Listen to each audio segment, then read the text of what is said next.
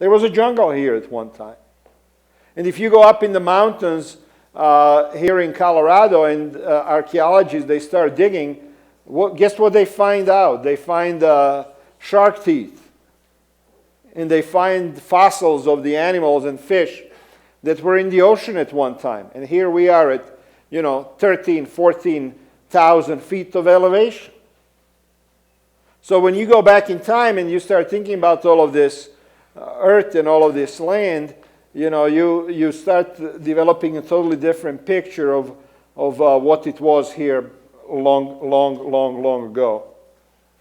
There is one other factor that I want to talk about today that most people never even think about.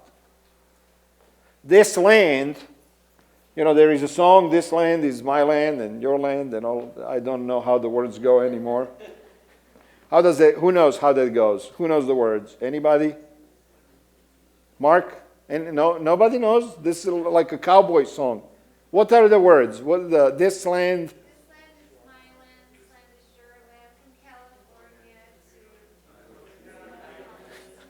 Okay.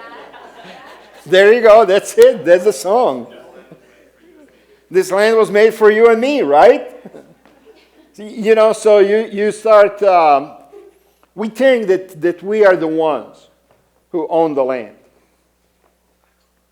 Now, before us, there was a war in heaven. I'm taking this today all the way back to the spiritual issue, And the devil, the serpent, and his supporters, they were kicked out of heaven and they were thrown down on this planet. So they were here before us. And as they were here before us, they are a very organized group of beings. They divided the land. So right now here in Arvada, in this church, this is my belief. This is what I strongly believe. And I'll show you from the Bible here in a minute why. But I believe that right now here in our city, there is a being, a spiritual being, you can call it a demon, or whatever you want to call it, that's been here literally for thousands of years. And who claims this territory as his. And, Adventists and many Christians do not even talk about territorial spirits or spirits who own the land or who control the land. Now, the job of these spirits is to prevent you and I interacting with God. That's their job. And, if you think about churches, many, not just our church, but if you think just about churches in general, Christian churches, and oftentimes you hear about scandals, and you hear about fights, and you hear about strife, and you hear about lack of unity, and you hear about all kinds of issues in a church. One of the reasons is that there are powers behind this, whose job is to bring chaos and disruption and to pull the church apart, pull the people away from God. This is a reality of spiritual warfare that most people are not aware of. Because most of the time, most people just pray for food. Thank you, Lord, for this great food, and bless the hands that have prepared it. Or in the morning, if they have a big interview, they say, oh, Lord, be with me today so that I make a good impression. Or if they're about to lose their job, they say, oh, Lord, please help me so that I don't lose my job, or whatever. If they're going on a big trip, good Christian people are going to kneel down and say, Lord, be with us on this big trip, protect us so that we are safe. This is the extent of most people's prayer content. You see, that's what most people do. They don't think about or even realize that there is a power who claims this land, who claims the land where your house sits, who claims the land where your kids go to school, who claims the land where the White House stands, who claims the land, just divided, the whole planet. And this is organized, this is systematic, this is an effort to keep human beings separated and away from God. This is an effort to keep human beings from interacting with God. The first slide is a picture of an altar, ancient altar. This is how they looked. These are the altars that they built to these ancient deities. And they would sacrifice animals, people, fruits, vegetables, whatever, on those altars. It's hard really to know exactly how they were used. All kinds of people have different ideas about it. So I'm going to give you a little bit of a history here of what we are talking about. Paganus is the word that we have our word paganism from today. Original word was paganus. Now, what it meant back then was simply a country dweller. That's what it meant.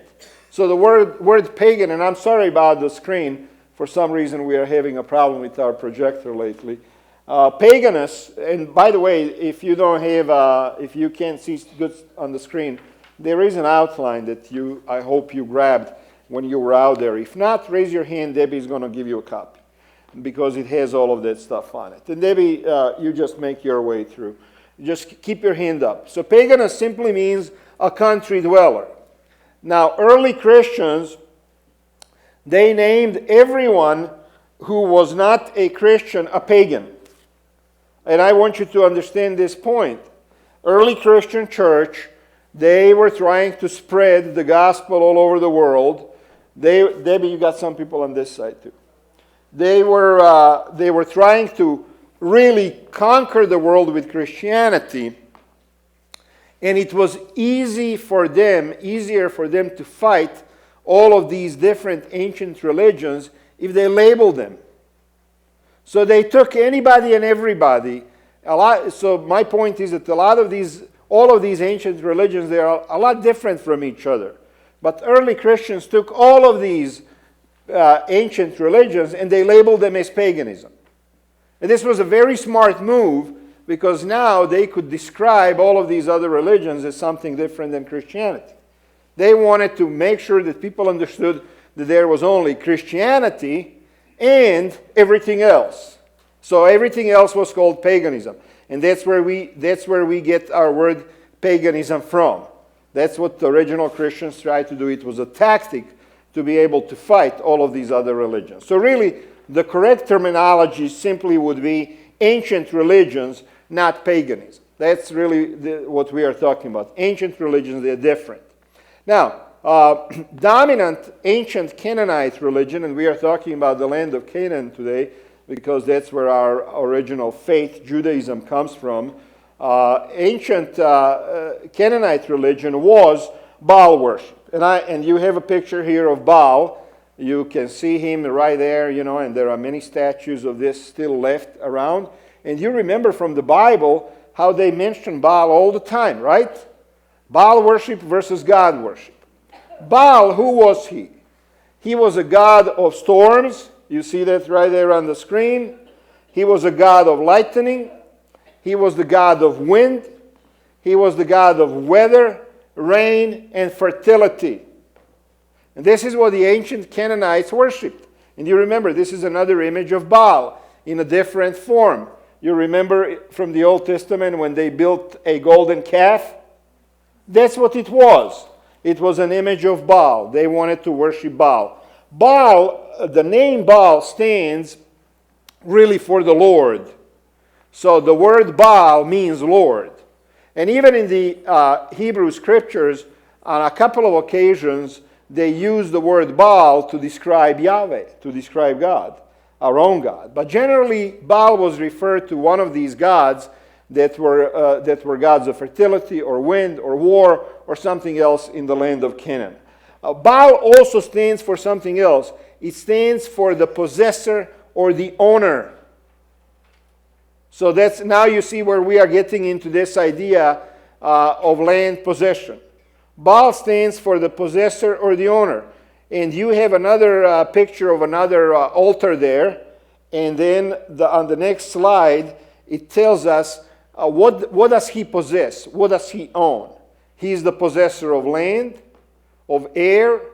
He controls the regions of this planet. He also has the lordship. He is the Lord of men.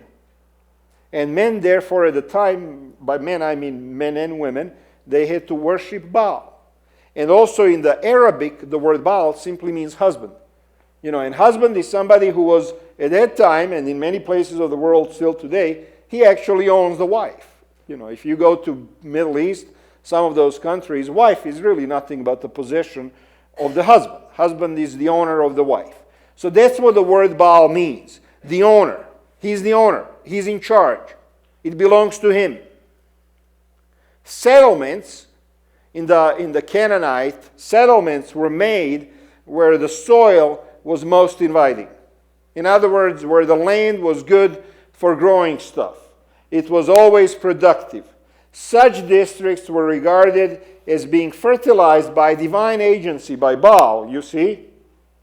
And as each of them had its own divinity or demon as the owner of the soil, such a being was called its Baal. So there was many Baals. There was a Baal of the land of Arvada. There was a Baal of the land of Colorado Springs. There was a Baal of the land of Grand Junction. You see, and you can go down the list, and this is exactly what they had in the Middle East in the land of Canaan. They had different deities controlling different regions of what is today known as Palestine, you see. Now, so all of these people, pre-Jewish people, lived there, Jebusites and Jebusites and Philistines and all of these people, they lived there, and they worshiped these different deities of their particular region. There you see another altar that comes from that ancient time, altar of Baal, where they would do ceremonies and worship and so on. Now, Israelites, they were nomads. They traveled, remember? They left before Egypt. You remember Israelites. They had cattle, and they had sheep, and they had herds. They were not somebody who was growing vegetables, you see. Then they went into the Egyptian slavery. When they came out of Egypt, they traveled again for 40 years in the wilderness. Therefore, they had no need to worship local territorial gods. They had their own one God. They worshiped him. And then after 40 years, they came into the land of milk and honey, and they possessed it.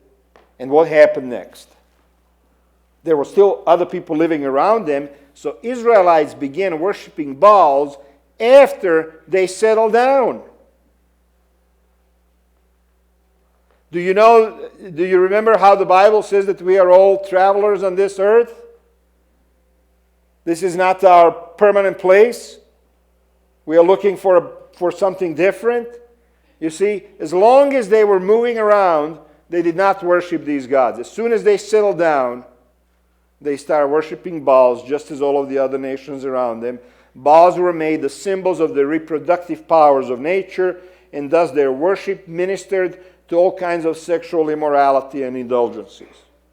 So now they settle down. They're going to go grow olives. They're going to go grow grapes. They don't depend anymore for their livelihood just on cattle and sheep. They're growing things. And their neighbors are telling them, if you're going to grow things, you have to pay respect to this God of Arvada. If you're going to grow things in Arvada, you have to honor the God, the owner of this land. And Israelites began worshiping these gods, these owners of the particular land where they built their homes and farms and orchards. Now, they started confusing worship of God Yahweh with these Baals so much that the northern Israelites, they considered God Yahweh, they considered him the chief Baal. You see, they perverted their own religion, and they just started following after Baals all the way. Another god that was famous in the Bible is Moloch. And you have heard of him, right? So these Canaanites, they had a lot of different gods. Two major ones are Baal and Moloch. Moloch is somebody that God talked about in the Bible, in the Scriptures. In Leviticus 18:21, it says, "Do not give any of your children to be sacrificed to Moloch, for you must not profane the name of your God. I am the Lord." So in Leviticus 18:21, when God is giving them all kinds of laws, he's telling them one thing. He's saying, you cannot worship this particular deity, Moloch. Worship of this deity included and involved the sacrificing of children. Now I'm going to explain this in a second, because there is a couple of different versions of what that really meant. In Leviticus 22:5, God says, say to the Israelites, any Israelite or any foreigner residing in Israel who sacrifices any of his children to Moloch is to be put to death. The members of the community are to stone him. So God is very much against them worshiping these deities of the ancient time. I myself will set my face against him and will cut him off from his people. For by sacrificing his children to Moloch, he has defiled my sanctuary and profaned my holy name. If the members of the community close their eyes when that man sacrifices one of his children to Moloch, and if they fail to put him to death, I myself will set my face against him and his family, listen to this strong language, and will cut them off from their people together with all who follow him in prostituting themselves to Moloch. God is talking to them against sacrificing their children to Moloch. So there are two schools of thought on this. What did that mean to sacrifice your child to Moloch? One school of thought is that they were actually burning their children alive on one of these altars that you saw on a picture in honor of this god Moloch. And this is one school of thought. The problem with either one of these that I'm sharing with you, neither one can really be proven, because there is not enough evidence for one or the other. The other is also very interesting, and it goes back to the idea of what does the word to sacrifice mean. And the other school of thought is that the word sacrifice does not necessarily mean to kill somebody, but it means to make something sacred to somebody. So the other school of thought is when they were passing their children through fire, I guess the kids had to run through fire or something, that was a ritual that meant to say that they were making those children holy or sacred to God Moloch. In either case, whichever one of these two theories is true, God was so extremely opposed to this practice, because if they were just making their kids sacred to this God, obviously God was opposed to that. And if they were killing them, obviously he was opposed to that too. So in either case, God was so violently opposed to this. So much so that he basically said, I'm going to kill you if you do that. If you do this, you're going to die. This is the Old Testament scripture. And this is what God told Israelites. Now, the next slide, I want you to understand this. God gave them that warning in 1400 BC. Now, I want you to understand this. When he wrote that he was going to kill them and destroy them utterly if they worship Moloch or Baal, this was during the time of Leviticus, giving of the laws and the rules. That was 1400 years before Jesus. 1400 years before Jesus. That's what God told him. Now I'm going to read the next text to you out of the Bible that is written 800 years later. So this is what I want you to understand. First, God gives them the warning 1400 years before Jesus, and then he lets them go for 800 years. I just want to give you an idea of what happens during that 800 years. Moses dies. Joshua dies. Samson comes and goes. All of the judges come and go.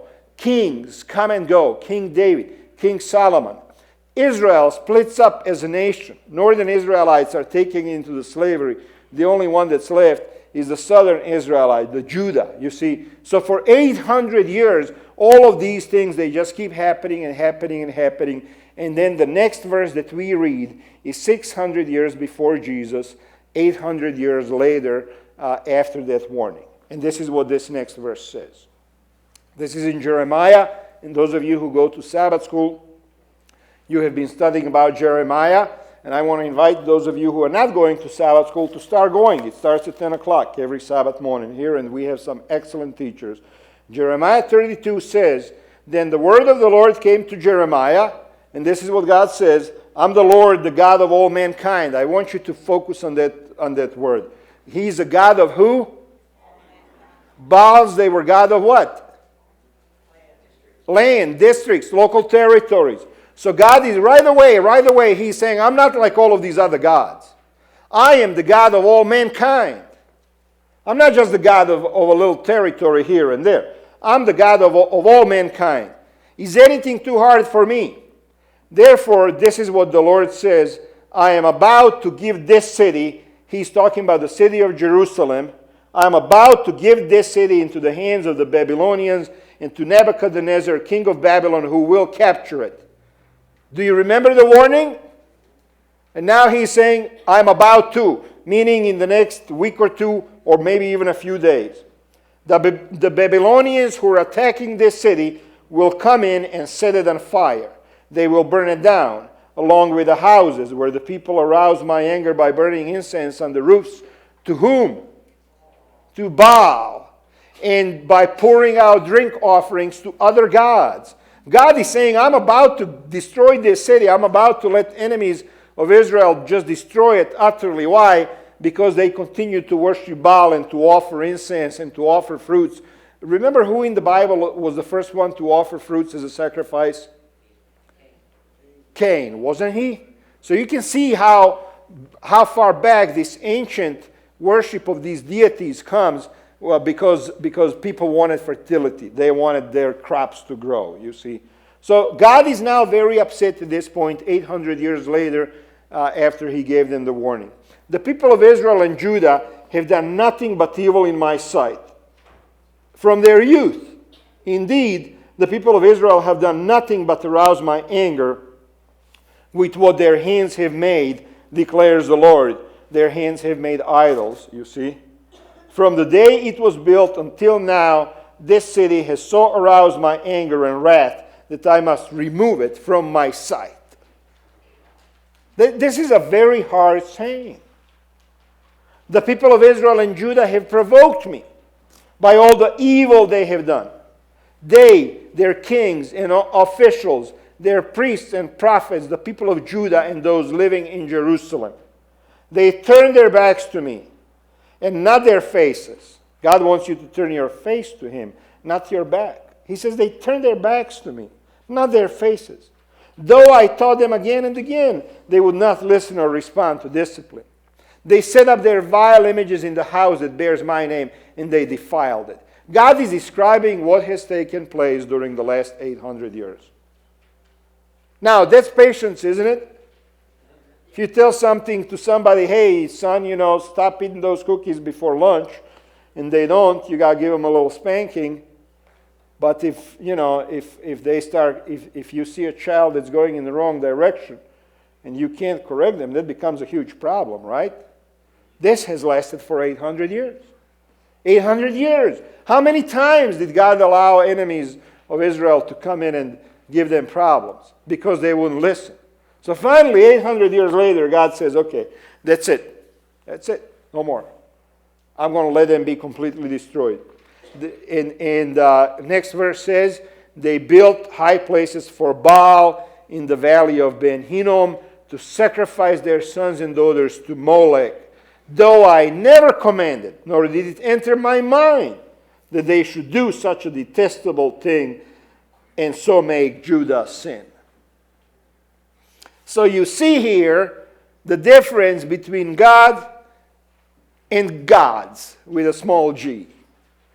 You see here that God is fighting for their devotion and loyalty for 800 years. And they go back and they do what is detestable and despicable in his sight. And finally, he allows Babylonians to come in and to destroy them. And they did. They did.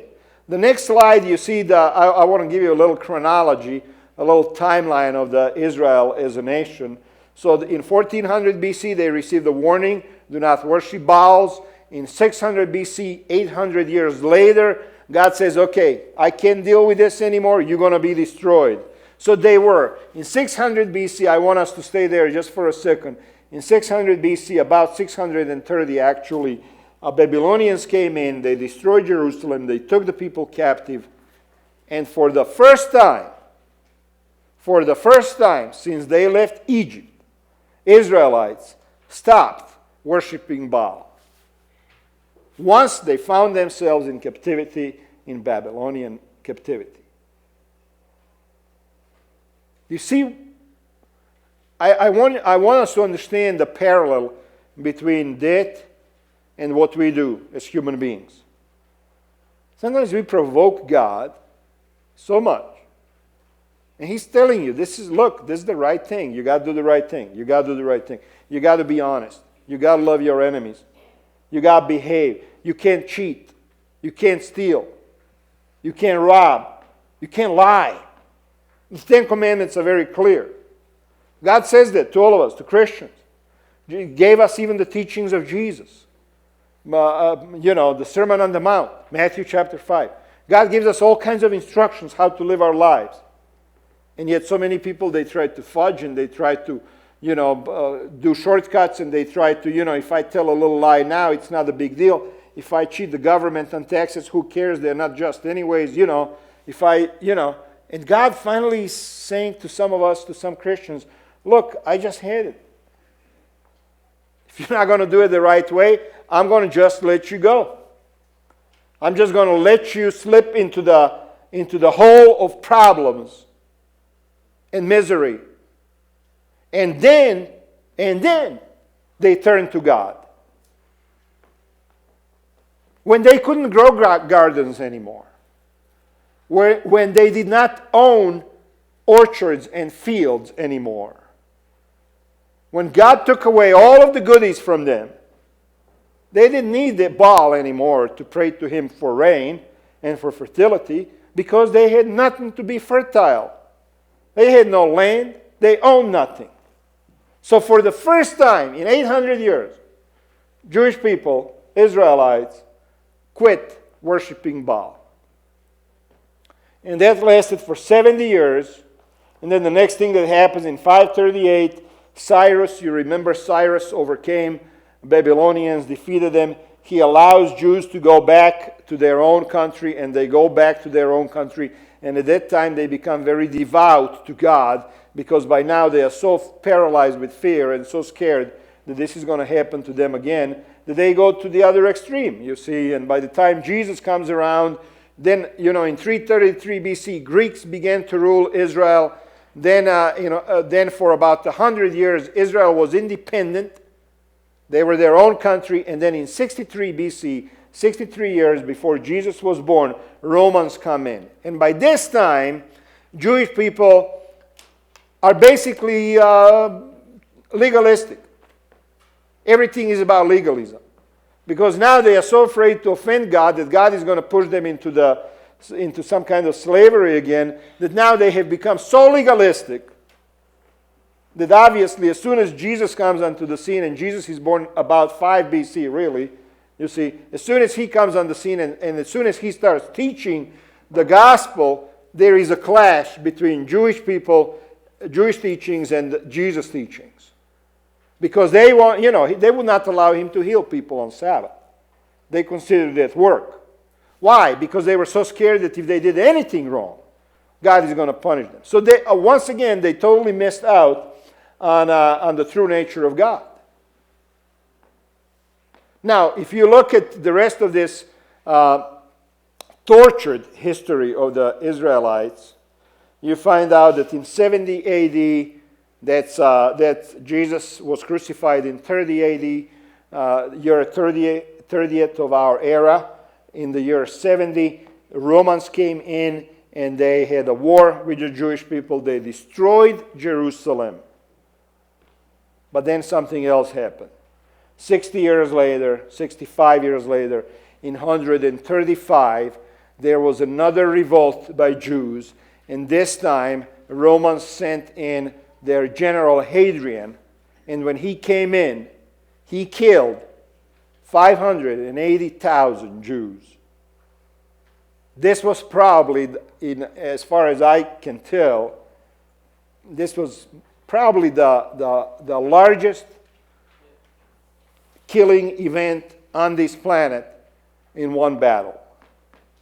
I know Germans killed 6 million Jews, and during World War II, a lot of people died, in Stalingrad, in Russia, and all of those cities, But this was one battle, And they killed 580,000 Jews, and he banned them at that point from ever living in the country of Palestine, and he did not destroy Jerusalem. The terminology that is used by historians is that he plowed it under. So when you walked over there was nothing but the plowed field. Where the temple stood, where the houses stood, where the people lived, it was all gone. It was all gone. So this is the history of ancient religions and what it is that they have done to the Jewish people. Now we come back to today. What does that have to do with us today? And I want to tell you that what I'm about to share with you is my opinion again, but it is based on these scriptures. In Revelation 16:14, when I read this verse, I want you to think about the events that are taking place on this planet right now. For they are demonic spirits performing signs who go abroad to the kings of the whole world to assemble them for battle on the great day of God the Almighty. My personal belief is, not all, but it is that some of these world leaders that we have in the world today are actually literally conspiring with the demonic powers. That's my belief. And, next Sabbath the church may be empty. People may say, Pastor Gordon has gone off of the deep end, but, what can I say? This is what I believe. And the reason why I believe that is because the rulers of this world, they are not stupid. They recognize that the demonic powers are in charge of different territories. They recognize that. And they also, I believe, recognize that if they're going to go to war with the country, that they need to have the permission and the guidance of these demonic powers.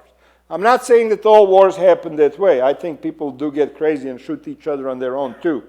That also happens too.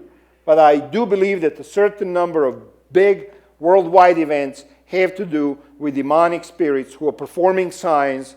It says here that they go abroad to the kings of the whole world. What does that mean, they go to them? It means that they are talking to them. It means that they are communicating. It means that they are telling them what to do. I don't know how many of you have read books by Roger Morneau, a Seventh-day Adventist, who at one point decided to join a satanic religion before he knew about the church and the Seventh-day Adventist truth and the Sabbath and so on. And he talks about his experiences in a book. I have 10 or 15 copies downstairs if somebody is interested in that kind of stuff. But he talks about the fact that demons actually are busy going to the meetings at the United Nations and to the meetings of the different high-ups in the governments, and they are coordinating the world events that are designed to bring chaos and destruction and murder and poverty and famine to the human race. I'm one of those people that believes that that's true, because the Bible is very clear that these demons were here before us. The Bible is very clear that people worship these demons for many years, centuries, millennia, because the people were hoping to get some kind of favor out of these demons. Why, if then, why not today? A lot of people are going to say, this guy is nuts, these people are crazy, these Seventh-day Adventists, what are they talking about? These are just ancient religions, these are just some old pictures of some old temples and little statues and idols, and I'm saying no, all of that stuff was real. And all of those demons are still alive. They don't die, remember? They're still around, and they still have the agenda. And I want you to understand what that agenda is before you leave here today. That's the whole purpose. I want you to understand what that agenda is in regard to your own personal existence, in your own personal life. Revelation 16:15-16 says, "Look, I come like a thief. Blessed is the one who stays awake and remains clothed, so as not to go naked and be shamefully exposed." Then they gathered the kings together to the place that in Hebrew is called Armageddon. You remember that? For we do not wrestle. In Ephesians 6:12, now it explains to us what's happening. It says that the kings of this earth are going to be brought to one place for the Armageddon. Right now we see the congregation of all kinds of armies right there in Syria. Right there next, Syria borders Israel. It'll be okay. It'll be okay. Syria borders Israel. Golan Heights, remember? Israel is in control of Golan Heights right now, but that actually belongs to Syria. Israel is now extremely concerned right now with what's going on over there in the Middle East. And if you remember, before this whole thing happened down in Syria, Netanyahu, the president of Israel, or prime minister of Israel, I forget, I think everybody should just have presidents, right? But he went to Russia, and he came together with Putin, and they sat down and they talked, and what happened? 2 days later, Russia was bombing Syria. So Russia did this in coordination with the government of Israel. So now all of a sudden you have Russians down there. I just heard this morning saw on the internet that Turkey has entered Iraq with their forces. You have there is all kinds of talk about Chinese ships sailing through Suez Canal and going into that area. China is now building and opening a military base in Djibouti, right next to the American base, just a few miles down the road. You see, you have all of these powerful countries. France decided to go into war and start bombing Syria too. England just approved that they're going to bomb Syria. Canada just had an election a month or so ago, and their new prime minister says, okay, I don't want nothing to do with this, And so Canada kind of pulled out, but everybody else, good for Canada, but everybody else is going over there. They're all gathering over there. They're all positioning. They're all playing chess. Russians and Americans and all of these powers, world powers, and every one of these countries has nuclear weapons. Every single one of them. I mean, for Pete's sakes, Italians have nukes. Everybody has nukes. And they're all sending their military over there. Where is this coming from? The Bible told us very clearly that they are going to the kings of the earth to assemble them for the battle. And then in Ephesians, it says, again, very clearly, for we do not wrestle against flesh and blood. When there is a strife in a Christian church, it's not flesh and blood. When your family begins to fall apart, it's not flesh and blood. When things start going downhill in your life, our first tendency will be to explain it as just a natural course of events. I don't believe it.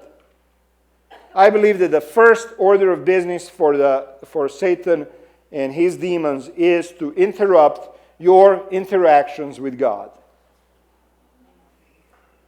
So if he can bring strife into your family, your husband and wife are fighting, kids are having problems, if he can split up families, if he can split up churches, if he can split up denominations, Seventh-day Adventist Church right now is split up over this women ordination thing, it's split up. They can say we are united, but we're not. And all of these other religions, same thing. With Baptists, with Catholics. Catholics are hugely split up right now with this new pope because everybody's saying this pope is too liberal, and one group of Catholics is going this way, another group of Catholics are going that way. What would happen if all of the Christianity, what would happen if all of the Christian churches, Catholic, Protestant, if they would all just preach about Jesus and just leave all of the other stuff alone? What happened in the Seventh-day Adventist Church if we would just focus on preaching Jesus and forget about politics and Ben Carson and women ordination and all of that stuff? Let things happen as they happen. Focus on Jesus. But it's not happening. Why is it not happening? And I may get the call from one of my bosses and say, what are you saying? Are you implying that Satan is involved even in our own church? Yes! That's his job. He's not going to leave us alone. Once things start going very good in your life and you're happy and you're praising God and you're singing songs to Jesus and you're praying and things are going good in your life, I'll bet you anything that the demonic power on whose territory you're residing, they are conspiring against you to bring chaos and misery into your life. Disease, whatever you want to call it. Anything that's negative, anything that's going to interrupt you from being in contact and touch and interaction with God. And people just don't realize that this is a spiritual battle. We do not wrestle against flesh and blood, but against the rulers, against the authorities, against the cosmic powers over this present darkness, against the spiritual forces of evil in the heavenly places. Until Christians understand this, we're not going to win this world for Jesus. Until Christianity understands that our warfare is against forces of evil in the heavenly places, we are not going to win this world for Jesus Christ. And I can tell you all about Christianity and what's wrong with it, but it just depresses me to even talk about it. Let me tell you something positive, something that you can do. Daniel 10 is a tremendous chapter that you ought to study. And you ought to understand. And you just, why? Because it will speak to your heart. It will speak to your soul. Daniel, and let me give you a background on what I'm about to read. Because this chapter was so long, I didn't want to read the whole thing, so I just put a few verses in here. We're almost done. 5 minutes. Daniel decided to pray to God because he realized that his people were in trouble. And he went on his knees and he fasted, and he did not, some Adventists don't like to hear this, but he did not eat meat and he did not drink wine for 21 days. We always like to say how Daniel was a perfect vegetarian, Well, in any case, he says he didn't drink wine, he didn't eat meat, he fasted and he prayed for 21 days to God. He interacted with God on behalf of his people. He didn't wash himself. He didn't take showers for 21 days.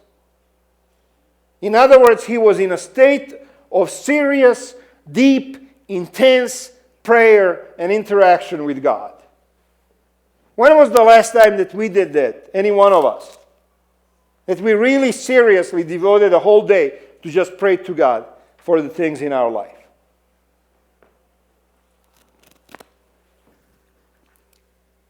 So Daniel, in the midst of this, the angel comes to him in his desperation and says, "Fear not, Daniel, for from the first day that you set your heart to understand," in other words, from the first day when you started to pray, to understand and humbled yourself before your God, your words have been heard, and I have come because of your words.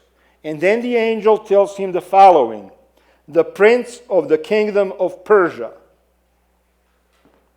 the owner of the kingdom of Persia, the possessor of the land of Persia, the God with a small g of Persia, the one who owns that land, that territory on which Daniel lived at the time, the prince of the kingdom of Persia, withstood me 21 days. So the demon who was in charge of that territory got involved when Daniel began interacting with God. Daniel decided, I'm seriously going to pray to God for 21 days, 3 weeks. I'm going to fast. I'm not going to wash. I'm not going to eat. I'm just going to pray, pray, pray, pray. When he decided to do that, the demon who was in charge of that territory said, no, I'm going to interrupt it. I'm going to stop it. I'm going to find a way to disrupt this. So angel of God comes down because he wants to help Daniel in his prayers. This is a spiritual battle. We do not wrestle against flesh and blood. And the prince, this demon, had such a power that he withstood God's angel. He was able to occupy, tie the hands of God's angel, for 21 days. The prince of the kingdom of Persia withstood me 21 days, but Michael, one of the chief princes, came to help me. For I was left there with the kings of Persia. Kings, plural. Israelites worshipped many Baals, many different little gods. So when Daniel got involved in interaction with God in prayer, the demons of that land, they stood up against him. And the angel of God had to come to help him make that prayer effective. And even Michael, Jesus Christ himself, had to get involved in order for Daniel to prevail. That's what it means to pray. That's the true meaning of prayer.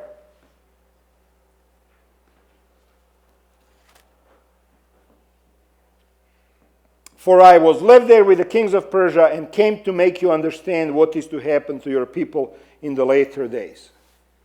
And then the angel gave him the prophecy that the Satan and his demons tried to prevent Daniel from receiving. Anytime you become serious about interacting with God, Satan is going to oppose you. There is already a demon in place. He's been here. How many of you were born and raised in Colorado?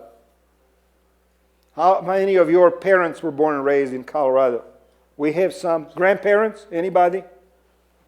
That same demon that opposed your grandparents, he opposed your grandparents and your parents, and now he's opposing you. Guess what? He knows your genetics. He knows your family tree. He knows people in your family that you don't even know, never heard of them, never will know. They're not even listed, not even in the Mormon Book of Life. It's not there. But he knows. He knows you better than you know yourself. He knows your family better than you will ever know it. And as soon as you start interacting with God on a serious basis, as soon as you want to make change in your life, as soon as you want to give your life over to Jesus, as soon as you want to make a difference in this world, that same demon, that same force opposes you, stands up and opposes you. What do you do at that point? Do you give up? Do you persevere? What do you do? Prayer is not just about, Lord, bless this meal. Prayer is what Daniel went through.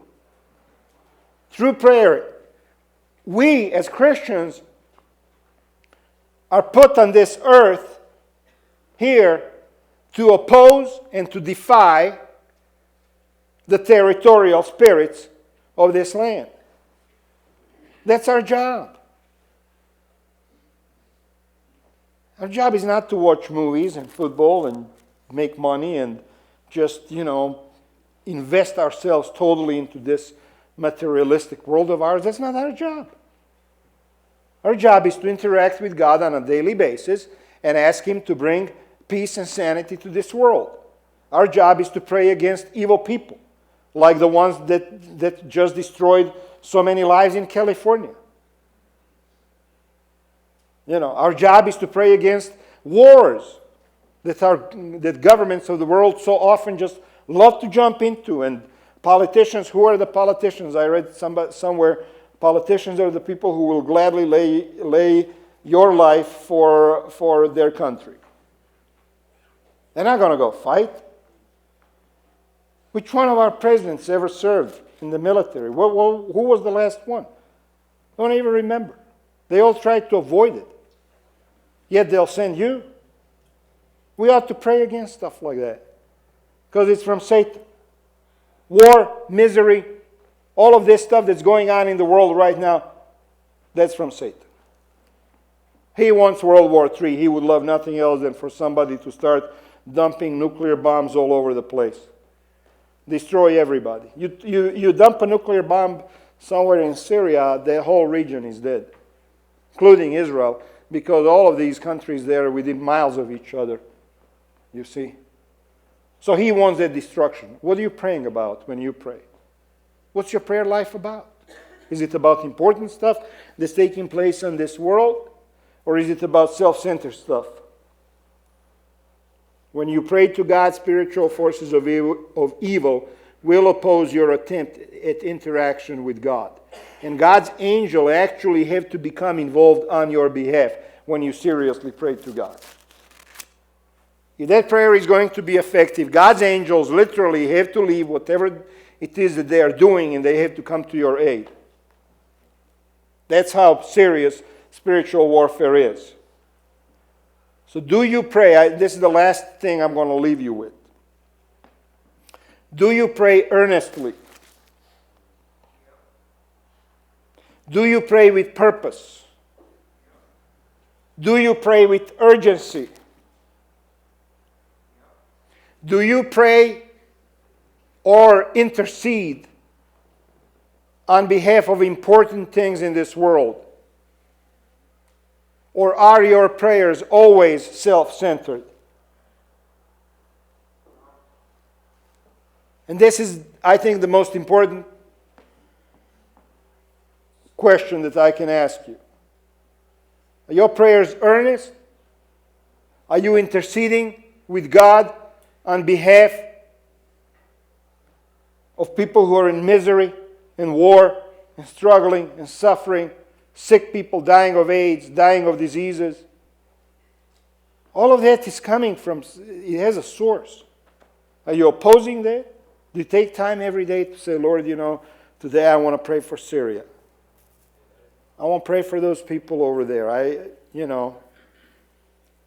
That those crazy people get defeated so that normal people can live in peace. Do you pray for that? If you pray for that, God's angel is going to join you in that prayer. If you pray for people in this city of ours who are right now spending their day under a bridge because they got no motel, they got no food, God's angel is going to join you in that prayer. If you pray for things that are worthwhile, then God comes along your side and He says, "Okay, I'm going to join you in this prayer." And then you are really involving yourself in a spiritual warfare. Then you are beginning to understand what does it mean to be spiritual. I hope that this message was, made difference in your life. That it talked to you about something that maybe you can change and improve in your life. So God bless you, and next week we are continuing with this series. I'm going to talk about Nephilim. I'm not going to tell you what it is, just look it up. Moloch, after you're done with the song, let's stay here and just have a special prayer for some of the folks on my list here who are going through a really tough time right now.